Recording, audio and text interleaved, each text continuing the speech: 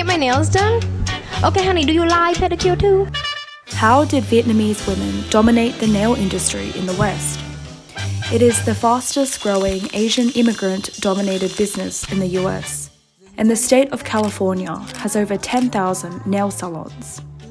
In Sydney, I'm sure you've seen many as well, and observed Vietnamese women at the front of this work.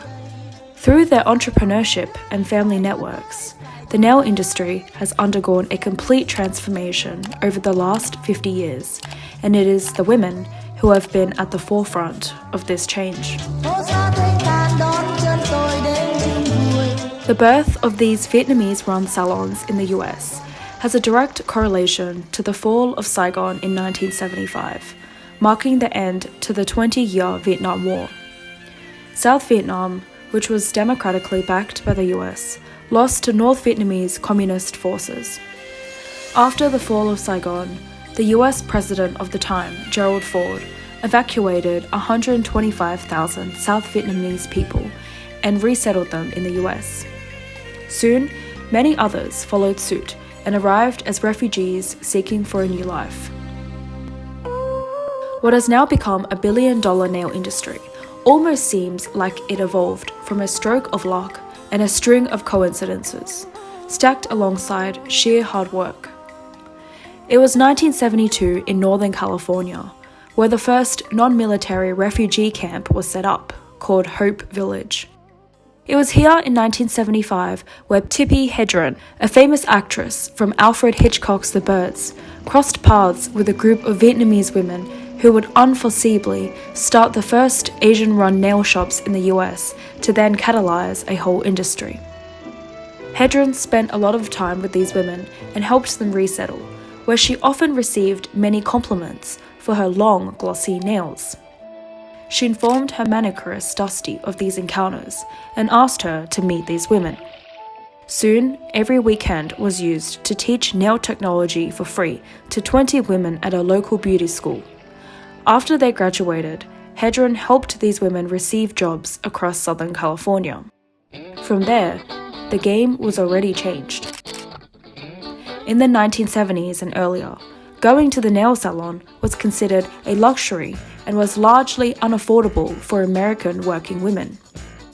The wave of Vietnamese immigrants successfully courted a new working-class clientele who would embrace nail art and mini massages, all of which helped transform nail salons into one of the fastest growing businesses in the late 20th century. The word spread that nails was the thing to do. The Vietnamese community is very close-knit. It's a very family-oriented culture. And family work together, so they opened their own shop. They would sponsor family who was still in Vietnam. They helped them get educated in doing nails.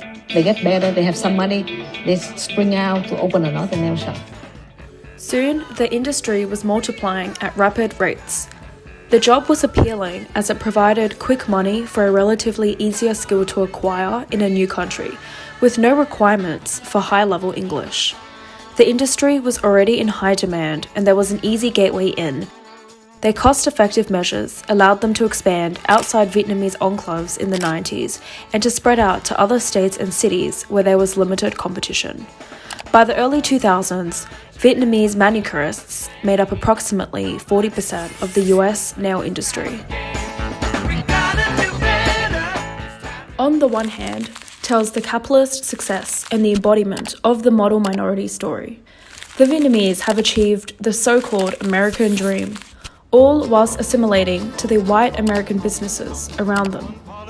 Min, a former lieutenant who opened his own nail college that taught classes in Vietnamese, describes himself as father of the nail, and Tippi is mother of nail. To him, the nail industry was a way out, with immigrant entrepreneurship being a key mechanism for these groups' upward mobility. On the other hand, Vietnamese salons have faced racist stereotyping of these businesses being greedy, unsafe, and unclean after the intense lowering of prices throughout the 80s and 90s. With rapid success came growing resentment, especially from the predominant white racial group who felt a threat to their businesses. Political scientist Claire Kim proposes the racial triangulation of Asian Americans as caught between or triangulated between black and white folks to subordinate blackness whilst being triumphant within the white gaze for being the model minority, all to only be ostracized from these very white communities. So, to avoid suffering from frequent racial and class degradation by their white clients, Vietnamese entrepreneurs strategically chose to serve in Black and Latino areas. Charlie Vo, a Vietnamese refugee, and Olivette Robinson, her Black business partner, opened many man-trap nail salons in predominantly Black neighborhoods.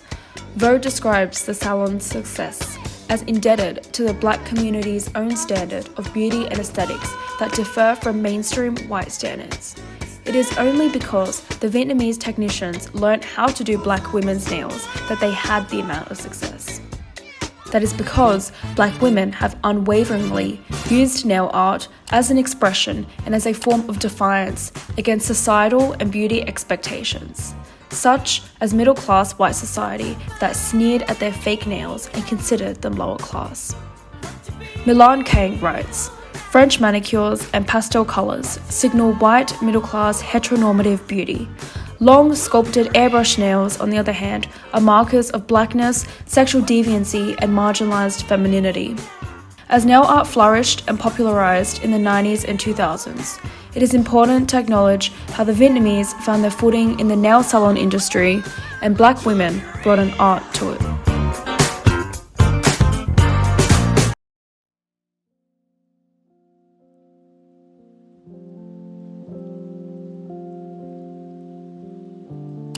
Because we can work and look after the kids, we work 3 days.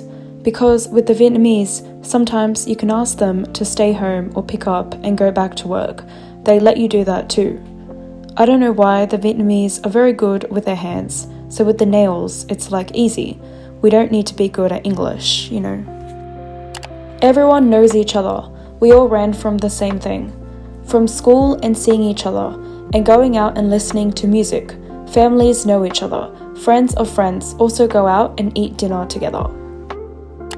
10% of kids here like nails, because life isn't good in Vietnam and kids grow up here, so they can choose. Why do nails when they have many opportunities? Because in Vietnam, entrepreneurship is so easy. Like, if you want to open a business, it's so simple. You just start selling stuff. If you want to open a nail salon, you just do it. Yeah. If you go to Vietnam, you'll see nail shops all right next to each other, or like the same kind of like cuisine. Yeah, next to each other, because it's just about like entrepreneurship and like, business.